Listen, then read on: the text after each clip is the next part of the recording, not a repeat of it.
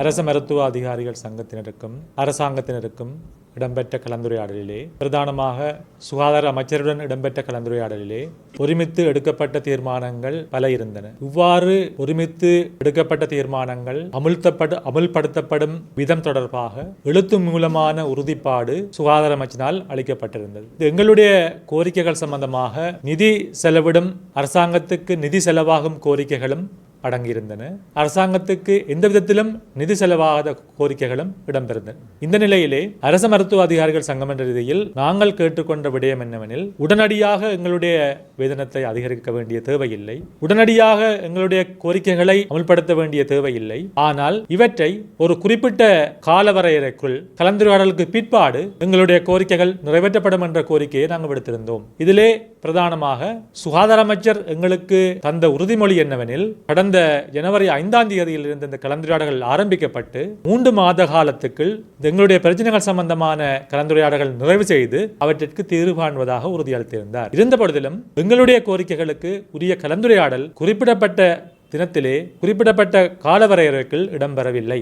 ஆகவே இதன் காரணத்தினால் அரச மருத்துவ அதிகாரிகள் சங்கம் என்ற ரீதியில் எங்களுடைய தொழிற்சங்க நடவடிக்கையை ஆரம்பிக்க வேண்டிய கட்டாயத்துக்கு நாங்கள் தள்ளப்பட்டோம். இதிலே எங்களுடைய தொழிற்சங்க நடவடிக்கை நோக்கம் அரசாங்கத்தை அசௌகரியத்துக்கு உட்படுத்துவதல்ல, அல்லது சுகாதார அமைச்சை அசௌகரியத்துக்கு உட்படுத்துவதல்ல, நாட்டு மக்களை அசௌகரியத்துக்கு உட்படுத்துவதல்ல. ஆனால் மறுபுறத்திலே ஒரு சுகாதார அமைச்சு அரசாங்கம் தாங்கள் கொடுத்த உறுதிமொழிகளை காக்க வேண்டிய, உறுதிமொழிகளை அமுல்படுத்த வேண்டிய பொறுப்பு அவர்களுக்கு இருக்கின்றது. அரச மருத்துவ அதிகாரிகள் சங்கம் என்ற ரீதியில் எங்களுடைய சங்கமானது நாட்டிலே இருக்கின்ற 23,000க்கும் அதிகமான வைத்தியர்களை அங்கத்தவர்களாக கொண்டிருக்கின்ற ஒரு சங்கமாக இருக்கிறபடியால் இந்த 23,000 வைத்தியர்களுடைய பிரச்சனைகளை நாங்கள் முன்னிறுத்தி எங்களுடைய கோரிக்கைகளுக்காக போராட வேண்டிய நிலையில் நாங்கள் இருக்கின்றோம். ஆகவே இந்த நிலையை கருத்தில் கொண்டு அரசாங்கத்தினால் சுகாதார அமைச்சினால் உரிய சாதகமான பதில்கள் கிடைக்காத காரணத்தினால் நாங்கள் முதலிலே அடையாள தொழிற்சங்க போராட்டத்தை ஆரம்பித்து அதன் பிற்பாடு கடந்த ஜனவரி 26ஆம் தேதியிலிருந்து எங்களுடைய தொழிற்சங்க போராட்டத்தை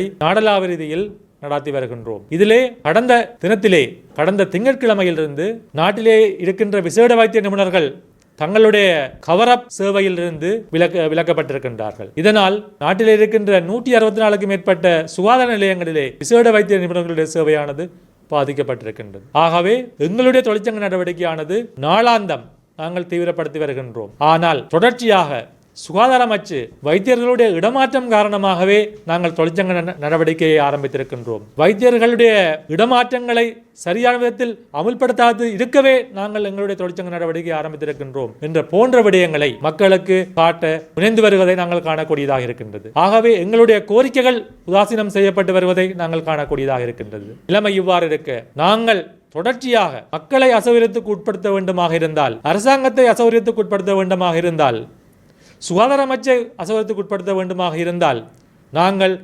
24 மணித்தியாலத்துக்கள் ஒரு குறிப்பிட்ட மணித்தியாலத்துக்கள் நாட்டில் இருக்கின்ற சுகாதார சேவையை வீழ்ச்சியடை செய்ய முடியும்.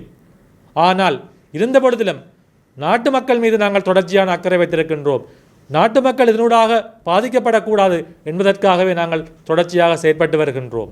ஆகவே இந்த நிலையிலே அரசாங்கம் எங்களுடைய கோரிக்கைகளை செவிமடுக்காமல் தொடர்ச்சியாக உதாசீனம் செய்து வருவதை நாங்கள் காணக்கூடியதாக இருக்கின்றது. ஆகவே இந்த நிலையை கருத்தில் கொண்டு வருகின்ற 11ஆம் தேதி புதன்கிழமை நாட்டிலே இருக்கின்ற சுகாதார வைத்திய அதிகாரிகள் எதிர்நோக்கின்ற பிரச்சனைகள் சம்பந்தமாக, அவர்கள் முகம் கொடுக்கின்ற பிரச்சனைகள் சம்பந்தமாக கலந்துரையாடுவதற்கு நாட்டிலே இருக்கின்ற சுகாதார வைத்திய அதிகாரிகளை, நாட்டிலே இருக்கின்ற மேலதிக சுகாதார வைத்திய அதிகாரிகளை எங்களுடைய தலைமையத்துக்கு அழைத்து நாங்கள் அவருடைய பிரச்சனைகள் சம்பந்தமாக கலந்துரையாட இருக்கின்றோம். ஆகவே அவர்களுடைய கலந்துரையாடலின் பிற்பாடு நாங்கள் உரிய தீர்மானங்களை எடுக்க காத்திருக்கின்றோம். ஏன்னு சொன்னால் நாட்டில் இருக்கின்ற சுகாதார வைத்திய அதிகாரிகள், மேலதிக சுகாதார வைத்திய அதிகாரிகள் தொடர்ச்சியாக மிகவும் கஷ்டப்பட்ட சூழ்நிலையிலே பல்வேறுபட்ட பிரச்சனைகளுக்கு முகம் கொடுத்து தங்களுடைய சேவையை தொடர்ச்சியாக நடாத்தி வருகின்றார்கள். குறிப்பாக அரசாங்கத்தை அசௌகரியத்துக்கு உட்படுத்தாமல், சுகாதார அமைச்சை அசௌகரியத்துக்கு உட்படுத்தாமல் அசௌகரியங்களை தாங்களே நோக்கி மக்களுக்கான சேவையை முன்னெடுத்து வருகின்றார்கள். ஆகவே இவ்வாறு நாங்கள் தொடர்ச்சியாக எங்களுடைய பிரச்சனைகளை நாங்களே பொறுத்து கொண்டு தொடர்ச்சியாக எங்களுடைய சேவையை முன்னெடுத்து வர முடியாது. அரசாங்கம் எங்களுடைய கோரிக்கைகளை தொடர்ச்சியாக புறந்தள்ளி வருமாக இருந்தால் நிச்சயமாக எங்களுடைய பிரச்சனைகளுக்காக நாங்கள் தொடர்ச்சியாக போராட வேண்டிய காலம் வந்திருப்பதையே அரசு மருத்துவ அதிகாரிகள் சங்கம் கருதுகின்றது.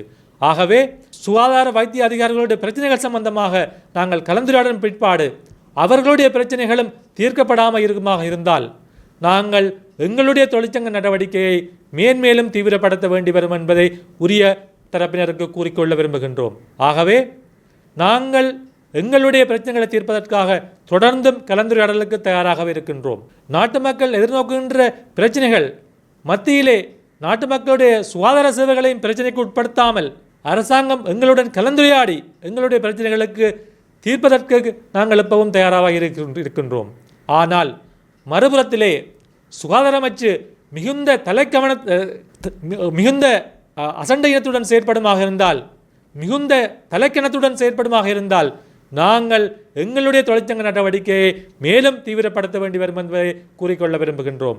ஆகவே சுகாதார அமைச்சு உடனடியாக விரைந்து எங்களுடைய கோரிக்கைகள் சம்பந்தமாக கவனம் செலுத்தி எங்களுடைய கோரிக்கைகளை நிறைவேற்றற்கு கவனம் செலுத்த வேண்டும் என்பதை நாங்கள் கூறிக்கொள்ள விரும்புகின்றோம். இதை விடுத்து தொடர்ச்சியாக இழுத்தடிக்கமாக இருந்தால் நிச்சயம் இனி வருங்காலங்களில் அரசு மருத்துவ அதிகாரிகள் சங்கமாகிய நாங்கள் எங்களுடைய தொழிற்சங்க நடவடிக்கையை மேலும் தீவிரப்படுத்த வேண்டி வரும் என்பதை கூறிக்கொள்ள விரும்புகின்றோம். நன்றி, வணக்கம்.